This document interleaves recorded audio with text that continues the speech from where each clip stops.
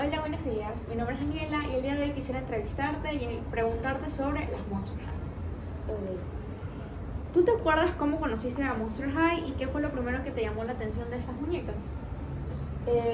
Si mal no recuerdo, fue cuando yo estaba pequeña, tenía alrededor de 5 años, estaba viendo televisión y en esa época habían bastantes publicidades de muñecas, de bebés, y creo yo que una de esas salió la publicidad de las Monster Highs, y lo que me llamó la atención de ellas fue que eran unas muñecas muy diferentes de todo el mercado, que se diferenciaban de las típicas Barbie, de las muñecas que tienen que ser blancas, rosaditas con sus vestidos, o sea, que eran como que muy niñas, sino que las Monster High eran, primeramente que eran muy diferentes porque no eran humanas, sino eran monstruos, y tenían un estilo de moda muy llamativo y muy diferente en esa época, donde toda muñeca se la asociaba con las Barbies y que todo el mundo la tenía. Entonces las Monster High, al diferenciarse, yo dije, wow, yo quiero esas muñecas porque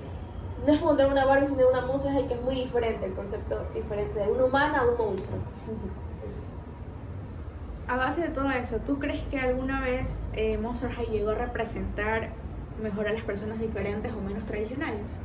Yo creo que sí, porque Monster High siempre, que yo recuerdo, siempre decía que fomentaba el amor propio, que nos tenemos que amar a nosotros mismos, con nuestras diferencias, con nuestras cicatrices, con nuestro tipo de cuerpo, con todo. O sea, fomentaba el amor propio, cosa que, por ejemplo, las Barbies o las Bratz no hacían, simplemente como que se enfrascaban en ser bonitas, ¿no? En cumplir el estereotipo ya establecido. En cambio, las Monster Highs como que rompían eso y hacían que las niñas ya se amaran a sí mismas, que se aceptaran. Entonces eso fue algo que a mí me enganchó desde niña. En su momento, Monster High llegó a opacar a Barbie. ¿Por qué crees que llegó a pasar eso? Yo creo porque cambiaron, ¿cómo te explico? Cambió la manera de cómo Barbie, las muñecas en general de todas las marcas, se querían ser, qué sé yo, recordadas, como te había explicado, de que simplemente se fijaban en lo que era la ropa, en la estética. No transmitían un mensaje, tal vez. Ajá, no, o sea, el único mensaje que transmitían era que tenían que ser bonitas, rubias y con los vestidos y las faldas. En cambio, Monster High transmitía algo diferente, porque o sea, también tenían una moda muy diferente a las Barbies, porque tenían que cadenas, que vestidos morados, negros, fucsia, etcétera, etcétera, etcétera. Y entonces, al tener un mercado diferente, de tener la típica Barbie, la típica muñeca normal, humana, sino que tenían a un monstruo. Entonces eso en lo personal ya llamaba la atención porque era un mercado diferente, un mercado de muñecas ya diferente, o sea, ya no es lo mismo porque las Bratz y las Barbie sí tenían su diferencia, pero era pequeña, sino que las Bratz eran como que también se enfrascaban en la moda, pero como que tipo de los 70, de los 60. Barbie nada más con los vestidos de su época, y las Monster High tenían como que su propia moda entre ellas. O sea, Su propio sé. estilo. No Ajá, llegaba a opacar ni como que a competir con lo que ya está establecido. claro. En cambio, la moda de ellas no se basaban en la moda humana, sino como que ellos crearon su propia moda. Entonces hicieron todo diferente, desde la ropa, desde cómo las crearon, la cara, el cuerpo, el concepto de amarte a ti misma a pesar de tus cicatrices, de ser diferente. Entonces hicieron como que un buen trabajo, en mi opinión, porque más allá de venderte una muñeca bonita, te estaban vendiendo una experiencia de que está bien, no, ¿cómo te explico? No ser igual. Ajá, de no todos ser iguales, de que cada quien es diferente. Luego de un tiempo, como desapareció un poco de radar Monster High, ¿por qué crees que tú crees que llegó a pasar esto? Yo creo que Monster High, como empezó a desaparecer del radar fue ya al pasar los años, ya la competencia iba incrementando entre otras muñecas que salían, y muy aparte de que otras muñecas que salían, también estuvo ya la era de la tecnología. Y también más allá de la era de la tecnología, ahorita me acordé que salió su competencia, que son de los mismos dueños, que salió Ever After High, Sí. que eran las muñecas princesas. Ajá, los hijos de los... Ajá, los hijos de los personajes de las princesas. Entonces, Ever After High y Monster High creo que eran de los mismos dueños, si mal no recuerdo. Entonces ahí ya la gente comenzó a dejar a un lado las Monster y se fueron por lo nuevo, por las muñecas de las hijas de las princesas que se diferenciaban a la hija de las princesas de Disney. Entonces salió su propia competencia, y muy aparte de eso fue de que ya el mundo fue cambiando, ya las niñas ya no pedían las navidades que una muñeca, cual sea la marca, sino de que ya pedían una tablet, ya pasaban más horas en la computadora y celular. a celulares, exacto. Entonces como que ya fue decayendo. Con todo lo que ha hecho Barbie últimamente, ¿tú crees que Monster High todavía tiene espacio en el mercado? En mi opinión, creo que Monster High tuviera espacio en el mercado no para las niñas de ahora, sino para las niñas que crecieron con Monster High, como por ejemplo como yo, que cuando lanzaron la primera Monster High yo tenía como entre 5 y 6 años, y yo me he puesto a investigar de personas que tienen más o menos mi edad, son un poco más mayores, de que quisieran que otra vez fabricaran las Monster High para comprarlas, para coleccionarlas. colección, exacto. Ajá, Y incluso ahorita- cuando yo era niña yo las coleccionaba, yo no jugaba, yo las coleccionaba. Entonces siento que si ellos vuelven otra vez a lanzar sus muñecas, porque las descontinuaron, siento que su grupo objetivo ya no serían las niñas de ahora, porque las niñas de ahora ya ni siquiera juegan con ningún muñeco de cualquier marca, simplemente con el celular. Entonces creo yo que se deberían de enfocar en las muñecas pasadas, o sea, las primeras muñecas que ellos lanzaron, porque ahora tienen sus propias muñecas, o sea, pero ¿cómo te explico? Actualizadas, o sea, cambiaron el tipo de cuerpo de las muñecas, les cambiaron las ropas, les cambiaron todo, y al 90% de la gente que consumía Monster High, los compradores, no les gustaron, porque cambiaron todo, cambiaron el concepto, les cambiaron el cuerpo, les cambiaron absolutamente todo. Entonces creo que de ya estar aquí pasaron a más abajo, y si vuelven a lanzar otra vez las muñecas, que sean no las básicas, sino las auténticas, las que habían sacado por primera vez. Entonces ese sería tu consejo para Monster High para que vuelvan a reconectar con su público. Sí, que se enfoque en el público anterior, no en el nuevo.